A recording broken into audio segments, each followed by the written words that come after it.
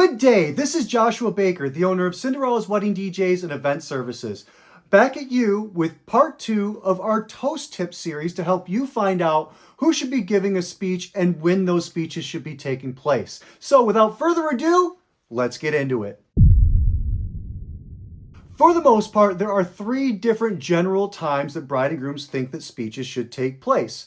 Those are before dinner but after the grand entrance, during dinner but after our speeches or after the first course goes out, and then after dinner. These are all the times that people generally think of when they think of when toasts are going to take place. Now, some are better than others. Let's get into it. Let's talk about during dinner. All right, this might be the worst possible time that you could ever have speeches. Let's get into that and why. All right, so we announce our speeches, dinner is out there, and people are eating dinner. Now, this could be somewhat of a distraction, just having clinks, and this is just me clinking a knife and a fork, but this could be 150 people eating their dinner, kind of having small, silent conversations or close to silent conversations.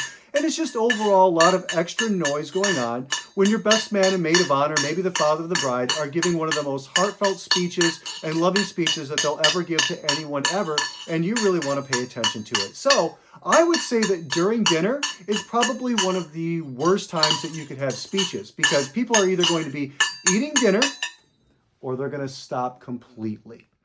And now the whole point of having the speeches during dinner is a moot point because it was to save time, and now people have just delayed dinner by stopping eating and paying attention to the speeches.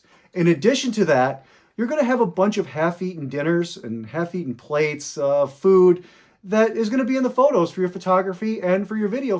It's just not a great look. So keep that in mind when determining your speeches, and let's just stay away from doing our speeches during dinner.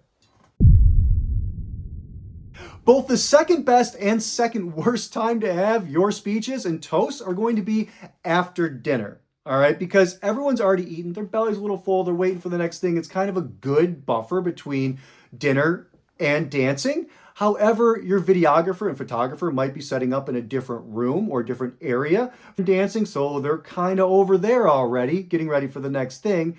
Also, toasts after dinner aren't going to have 100% attention either. It's going to be way better than during dinner. However, the attention span of your guests is starting to spread out amongst your venue and amongst your guests. So, after dinner, although good, not the best. So let's get on to the best.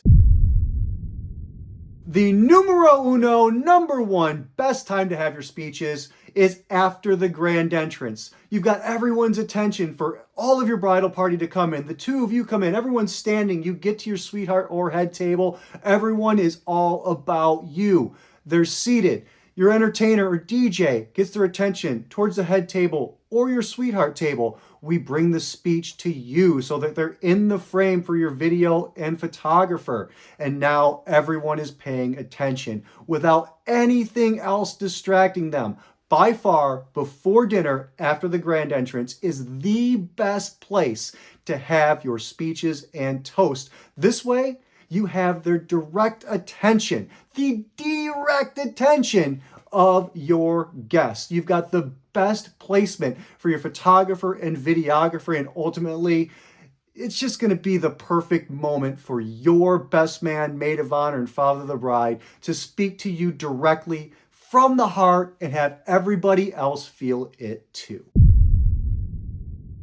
Now, I'm not here to tell you exactly where to have your toast. I'm here to give you information to help you put them in the proper spot so it keeps the flow and movement of your night perfect. Your photos and videography absolutely spot on without any weirdness around, just empty dishes or venue employees clearing dishes off of that and getting in the way of the photo and video, because they have a job to do too to keep their service running smooth. So I hope that this helps you. We do have a part 3 coming. I'm not going to spoil it, but part 3 for Toast Tips is coming up, and I will see you on the next one.